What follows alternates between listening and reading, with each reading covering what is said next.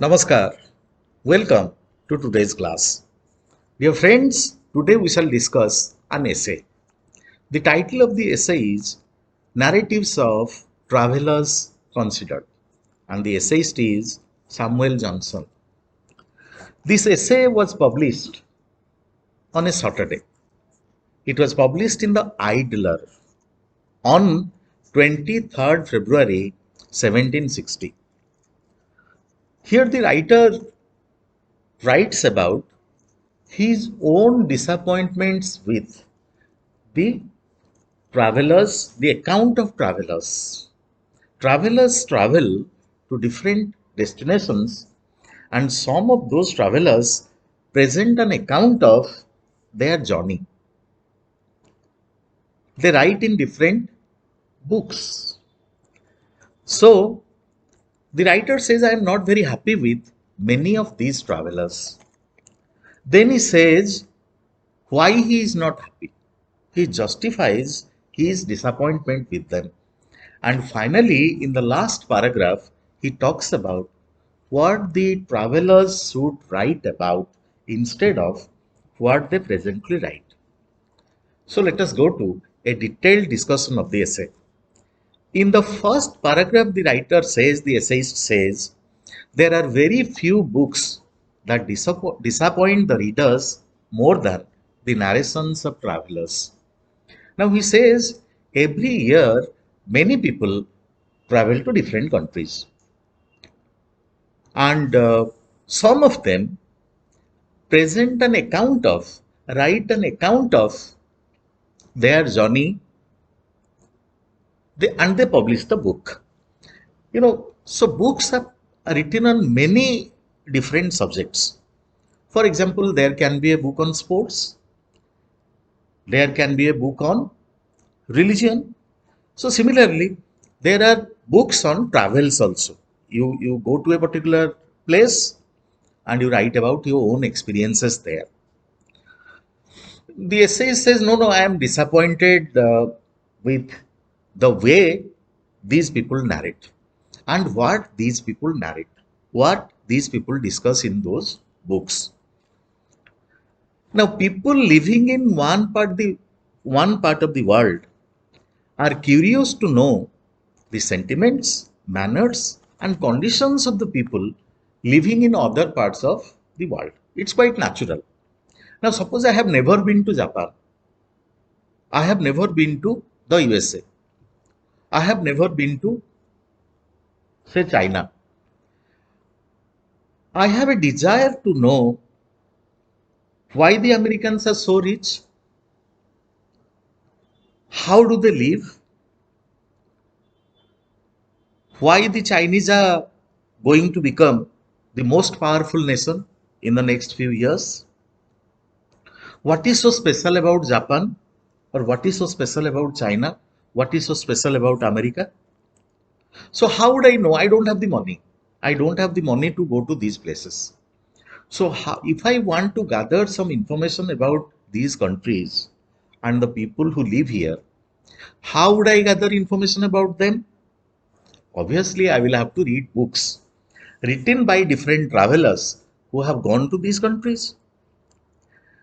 So that is why the essay says that people living in one part of the world, they are curious to know the sentiments, the manners, as well as the conditions of the people living in other parts of the world.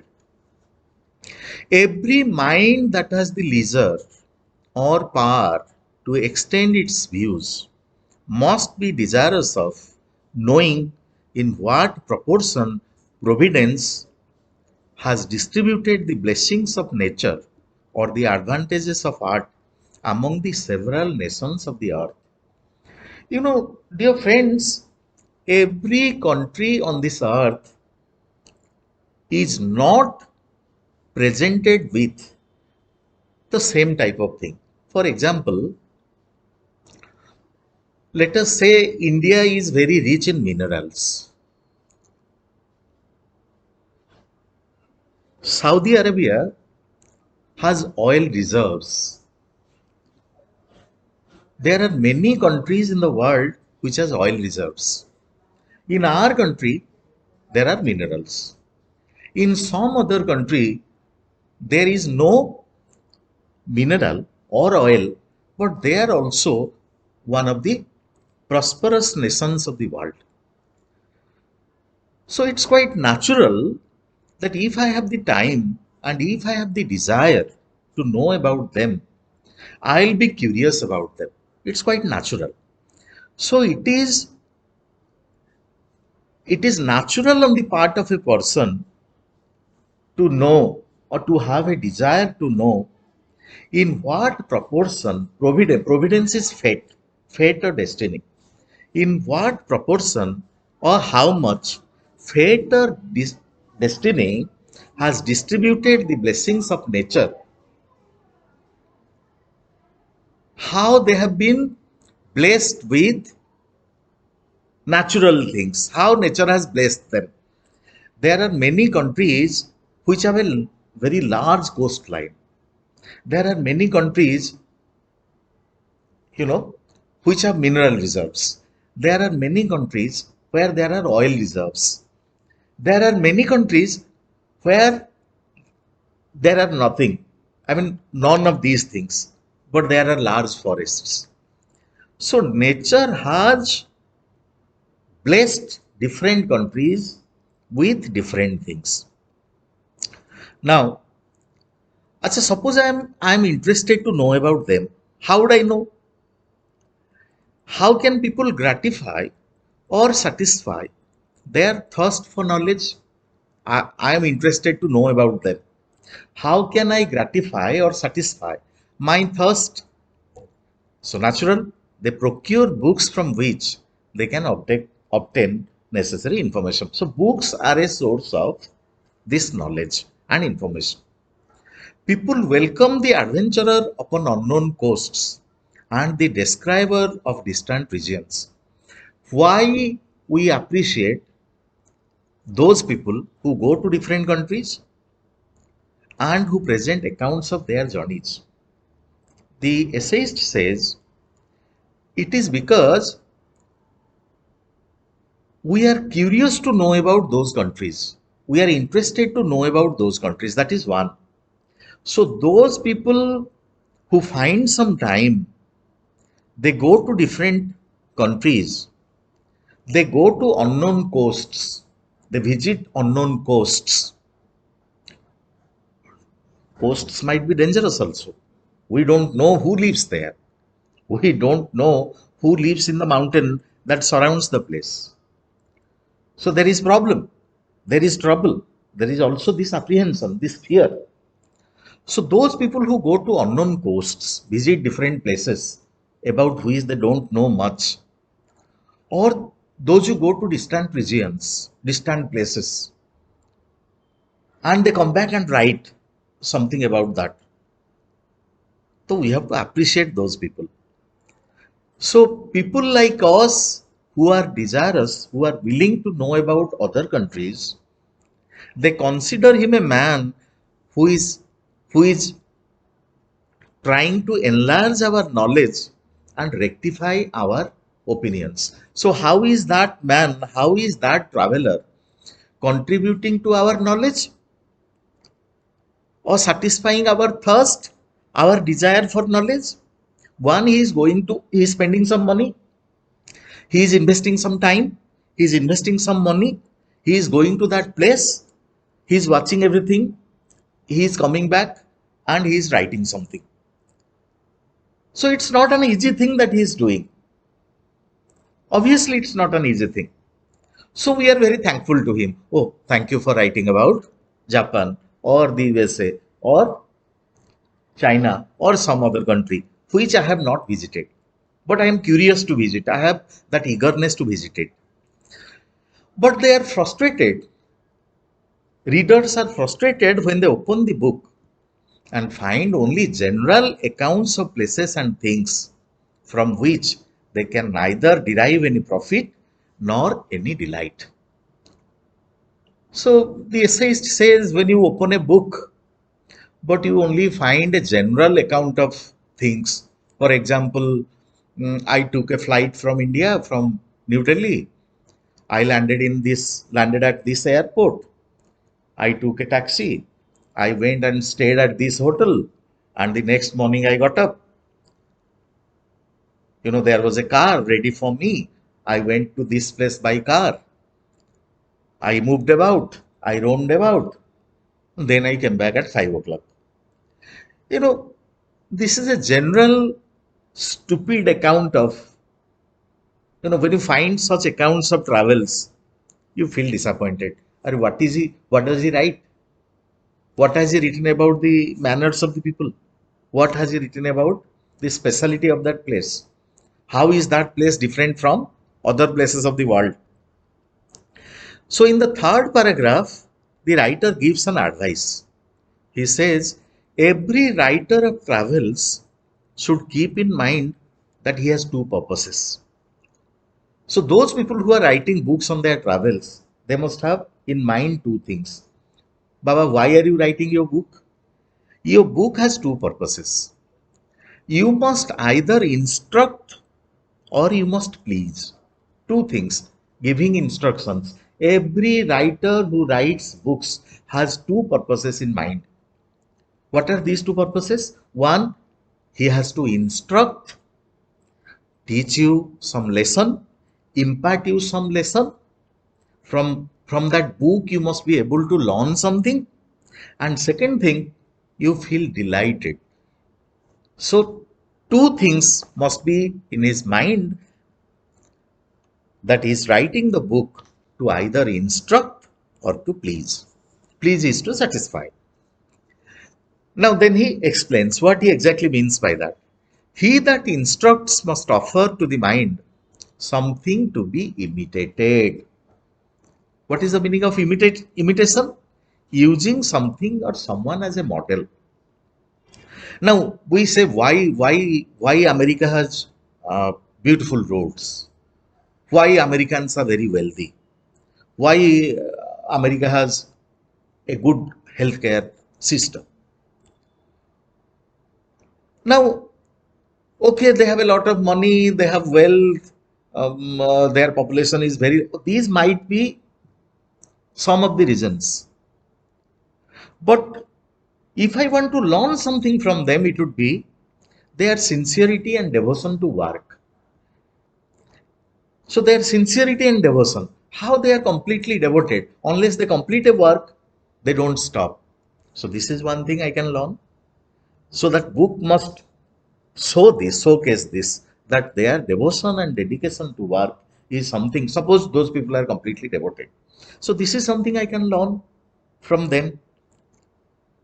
So he that instructs must offer to the mind something to be imitated or something to be avoided. Suppose I go to a particular country and there I find most of the people are drug addicts. And because of the fact that they are drug addicts, there are many social problems. So the writer goes there, finds out the causes of their being drug addicts. Then he writes about the ills of being drug addicts, what evils their society is facing, what trouble their society is facing. Then he writes all these things in a book. Then I learn something from there. Their country was once a prosperous country, a rich country, but they are suffering now only because they are addicted to drugs. This is one way in which they are going back. They are suffering because of that. So this is something if I want to prosper, I have to avoid this one. So either I learn something good about them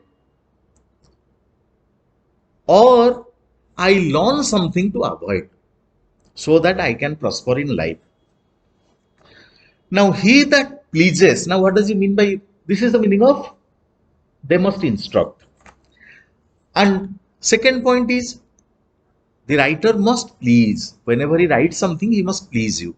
What is the meaning of pleasing? He that pleases must offer new images to the reader. Now, unless if you just go on If you just go on presenting the same things over and over again, 100 years back, another writer had written the same thing. Your book is published in 2022 and you are writing the same thing. So if you write the same thing, if you repeat the same thing, readers will not take interest in that. Okay, if your manner of, that doesn't mean that, uh, you know, uh, every day writers write different things. Writers always don't write different things. Their style of presentation is also very important. They present same things, some of the writers, but in different manners. Also, we like the manner in which things are presented. So when something new, new is novelty. When there is novelty, when there is newness, we take an interest in the writer. So he must write to please the reader. This is the second point. After reading the account, the reader must be in a condition to make a comparison between his state or condition and the condition of others. So the reader reads the book and he is in a state to make a comparison between my state. Suppose I am the reader, I compare this is my state and this is the state of, this is the condition of the people of that country. This is the condition of my society. This is the condition of their society. Now, the essayist says, I am disappointed. And why he is disappointed? He says, the essayist is disappointed that most of these travelers tell nothing. The writer finds that there is something wrong with their method of traveling. Their method of traveling supplies them with nothing to be told. Many travelers enter the town at night, survey it in the morning, and then quickly go over to another place. So you reach there, I just told you at the beginning. You take a flight from here, then you go to that country, another country. Your flight lands there. The hotel people are already there. They take you to the hotel. The next morning, you are taken to 5, 6, 7, 8 different places. You are brought back to the hotel in the evening. Okay, the next morning, you are taken to some 7, 8 other places. So many travelers enter the town at night, survey it in the morning. In the morning only, they are taken to different places and then quickly go over to another place. He makes an idea of the manners of the inhabitants by the entertainment presented by the hotel, with which his inn affords him. Inn is the living place where he goes and stays. Inn is a restaurant or a small hotel. So suppose in the hotel there was a party and he was asked to join that party. So in that party, suppose there was a lot of drinking and smoking of ganja or drugs, all these things were there. So what idea does he gather? He gathers an idea that party here in this country means this, smoking and drinking and merrymaking and okay. So he writes a sentence about these people are fond of smoking, drinking and merrymaking. But that is not always correct. That is not a correct account of the people. He makes an idea at the manners of the inhabitants, the people who live in that country. He makes an idea about them, the way they behave, what their culture is, how they behave, how their society behaves, why their society is a rich one, or why their society is a poor one. He gathers ideas about all these things from whatever entertainment his inn can afford. His journey from one place to another over a small period of time makes him satisfied with its hasty changes of scenes.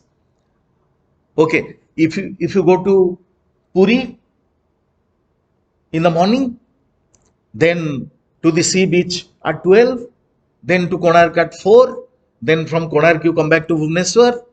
Then you move around Bhubaneswar the next day. So you might feel very satisfied. Okay, I spent only 10,000 or 12,000 or 14,000. But look, how many places I saw. You only count the number of places you saw. You didn't have time to enjoy the beauty of those places. You didn't enter into the Jagannath temple. You didn't watch this, the speciality at Sun Temple. Why Sun Temple is so famous? You didn't have time. You went to the beach, but then you came back in half an hour. You didn't enjoy your time there. You came to Bhubaneswar, but you didn't enjoy anything. So you don't have time to mark the specialties of that place. What makes this place a special place? How this place is different from my place? How the architectural design of the buildings are different from the architectural design of buildings at my place? How people produce so much in such a less in such a small area. So you don't have time to make an investigation. You don't have time to observe all these things. You are only happy that I went to 6 or 7 or 8 places, and I am very happy. I had to spend very little, but I went to different places. He only has a confused remembrance of palaces and churches. So if you ask somebody, did you observe the stone carvings at Konark? Stone carvings. Where are they? Oh, you didn't observe? No, no, I didn't. Did you observe the, Jagannath temple? How big it is? How in the past stones stones were used to make such huge structures? Stones have been used. Oh, I don't know. So you are only happy that you have visited many places, but you have not observed anything special. Now, the writer says, he may gratify his eye with a variety of landscape. You go from one place to another, from there you go to another. So your eyes feel delighted. Your eyes are happy with the change of scene. But truly, you have not watched anything. He may regale, he may entertain or amuse his palate.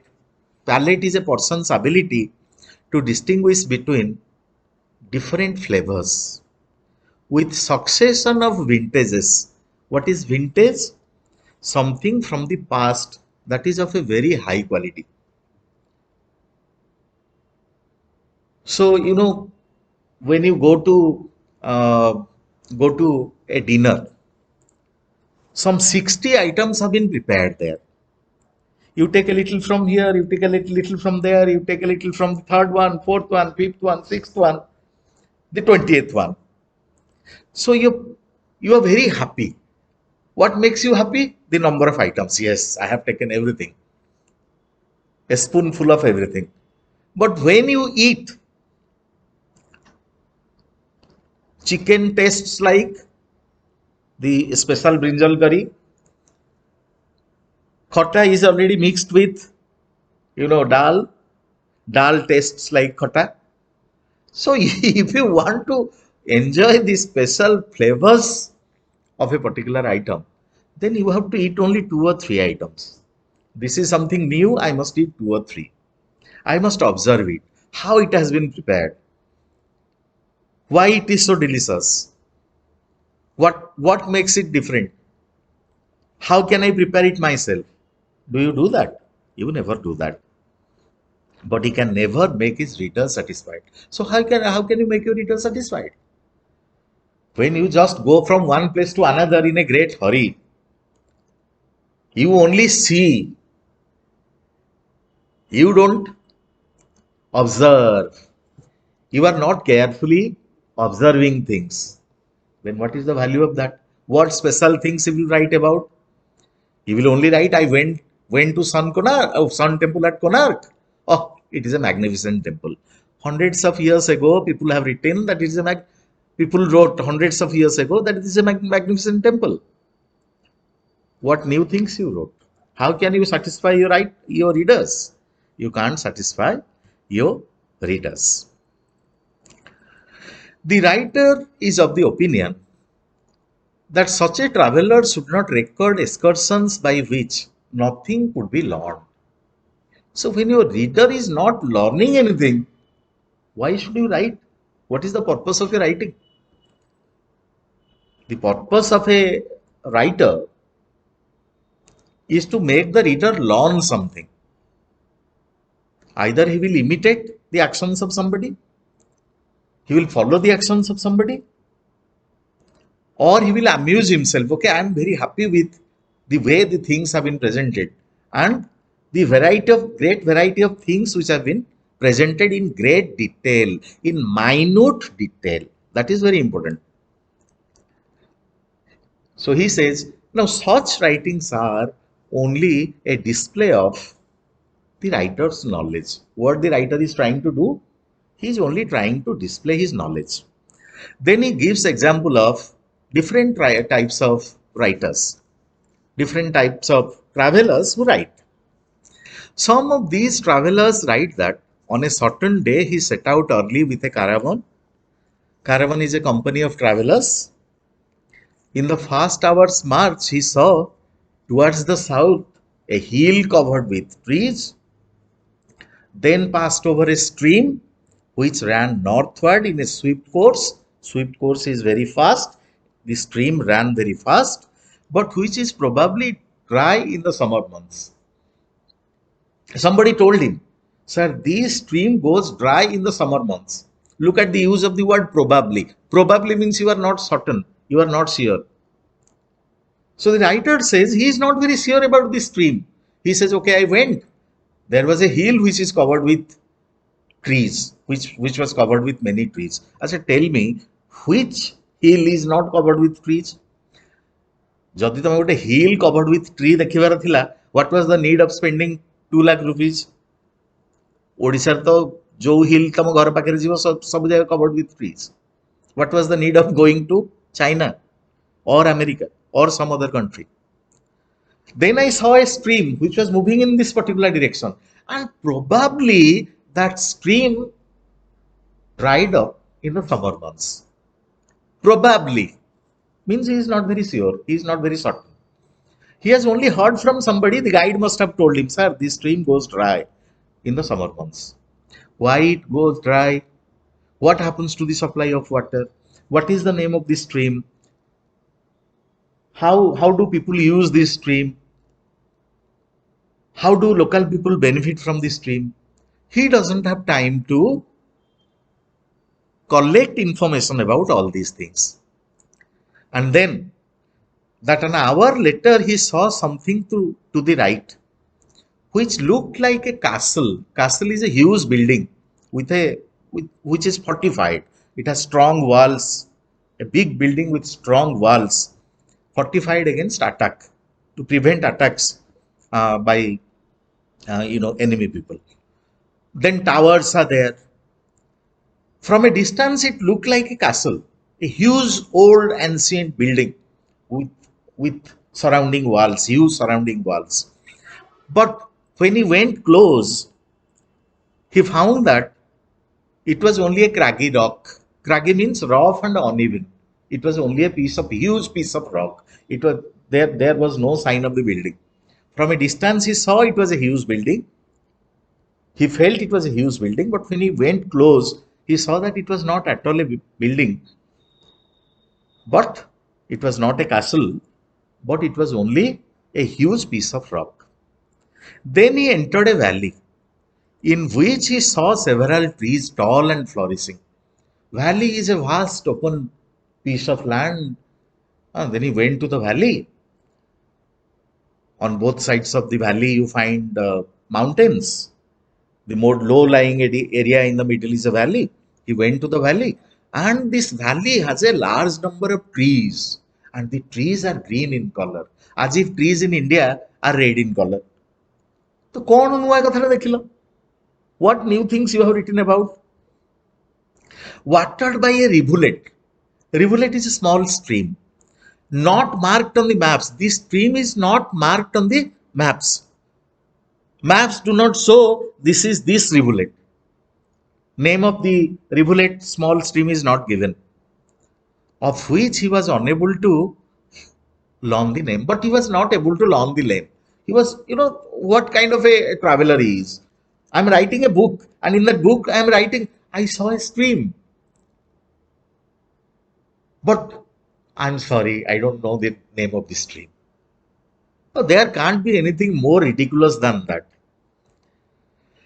Then he says, he will write, the road afterwards grew stony, full of stones.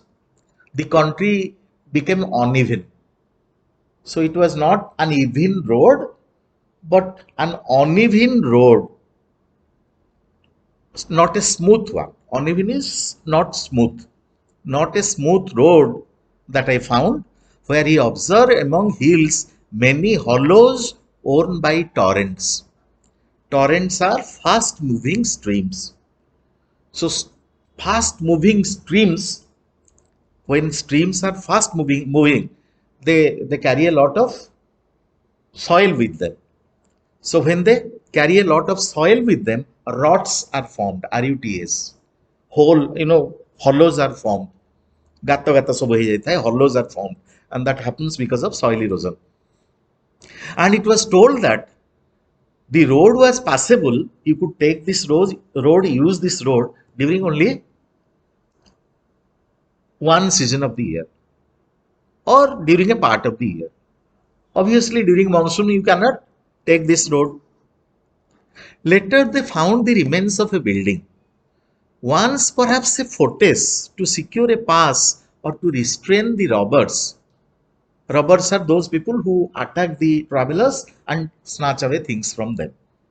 So they found a building. The building was perhaps a fort. Fort is a structure which has a high wall, strong wall, and to prevent the attack of enemies, the king lived there. Perhaps that was there was a structure. And why this? What is this structure doing here in such a lonely place? Somebody must have told him, sir, this was perhaps built, perhaps, not certain, and he doesn't even have the time to go to the local people and inquire why this was constructed here. And if it was constructed, when it was constructed, what is the speciality of this building? Did it serve its purpose? Why this is not being used now? He doesn't have time for these questions, of which the present inhabitants can give no other account than that it is haunted by fairies, spirits and ghosts and all those things. Local people are only able to provide one information. Sir, it's a haunted building. Haunted building means, ghosts live there. That is the only information they can give. They went to dine at the foot of a rock. They had carried some food. They ate it sitting at the foot of a rock and traveled the rest of the day along the banks of a river, from which the road turned aside towards evening. So towards evening, during the day, after lunch, they took their lunch at the foot of a rock, sitting at the foot of a rock. Then they took a road. It was a river bank. That river bank turned towards one side towards the evening after they had traveled some distance. It moved to one side, turned to one side. Then they came to a village, which was once a town, but which afforded them neither good victuals, victuals means food, good quality food or provisions, nor commodious, commodious is roomy and comfortable, very comfortable, lodging. So they went to the village. That village was once a town, but now it has turned into a village. Not many inhabitants lived there. Not many people lived there. They didn't find good food there. They didn't find a good hotel to live or a good place to live. But the traveler doesn't tell you why the village had been emptied, why people had deserted this place, why a town had become a village. They don't tell you. He didn't tell you all these things. The essayist is disappointed with such travelers. They conduct the reader through wet and dry, through rough and smooth, without incidents, without reflection. So you find many such writers writing accounts of their travels, but he is unhappy with them to show that there is very little to show, that there is very little to talk about. Now, he bores him with his description of the rocks and streams, mountains and ruins and destructions, which are places which have been destroyed. He takes them to different places, to mountains, to valleys, to buildings, to other places. But he doesn't show why these places are so special. Then, then he talks about, then the writer talks about different types of travelers. The essayist says that this is the work of travelers who visit savage countries and range through solitude and desolation. Solitude is loneliness. Desolation, a place is deserted, means it has been emptied. People have run away from that place, gone away from that place, leaving that place deserted, empty. So he doesn't appreciate such travelers. They come across a desert and say it is sandy. Oh, desert ku ଯେତେବେଳେ ଆସିଲ sand ପାଇନଥାନ୍ତା ଆଉ କଣ desert ରେ ତିନିଟା ନାଚୁଥାନ୍ତେ ତିନି ଜଣ? Desert ଟା full of trees ହେଇଥାନ୍ତା. A desert, you come to a desert and you saw sand. ଯେମିତି ଜଣେ ତମକୁ prediction କରିବ ତମେ ବହୁତ ବର୍ଷ ବଞ୍ଚିବ, ମଲା ପର୍ଯ୍ୟନ୍ତ ବଞ୍ଚିବ. Oh, you say what a great prediction you have made. ମଲା ପର୍ଯ୍ୟନ୍ତ ବଞ୍ଚିବି ମୁଁ. Beautiful.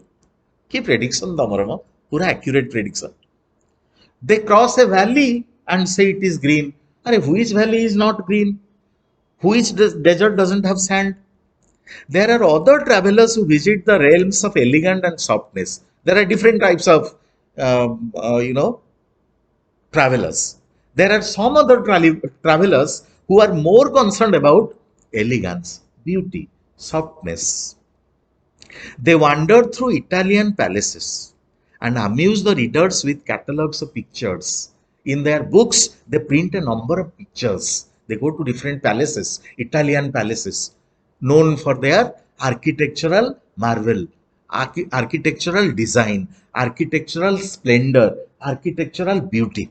And they saw, yes, this is the wall. On the wall, this painting was there. On the side door is made like this. This is the design of the side wall. So number of pictures are there in their books. They hear masses. Masses, usually in the Sunday morning, Christians have a mass. They have a gathering where sermons are read out to them in magnificent churches. He goes to beautiful churches. He attends the mass and recounts the number of the pillars or how the variegations of the pavement. How the street was multicolored. Different tiles of different colors were used to landscape the area. Oh, picture of that, picture of that, picture of that. They take pictures and show you. They will go to the church and they show you every part of the church. This is the roof. This is the side wall. This is the right side wall. This is where the the altar of the priest is. This is where the priest stands. This is where the idol of Jesus Christ stands. They show you everything. There are also another type of travelers, they disdain the trifles. Trifles means small things, insignificant things. They hate them. Disdain is to hate. No, they don't like small things. They copy inscriptions. Something is written, there can be stone inscriptions. Inscription is something that is written on a piece of stone or a piece of wood. Okay, they read that and they take a photo. And ancient inscriptions, modern inscriptions, and they transcribe that and they write in written form into their book. The walls of every edifice is structure. Whatever structure they go to, they take photos of that. Whatever is written there, they take photos of that, and in the book they write the same thing. All such writers fail to attract the attention of the reader, as the letter finds that there is nothing on which attention can fix or memory can retain. Now the writer says all these people, the different types of traveler writers, they can't attract the attention, they can't hold the attention of the reader, because they don't write or mention something that the reader can remember, which will leave an impression in the mind of the reader for a long time. Therefore, they are a failure. Now then, in the last paragraph, he says what you should write, what the traveler writers should write. The travelers must understand that the great object of remark is human life. Why human life is more important? When you go to a country, write about the culture of the people.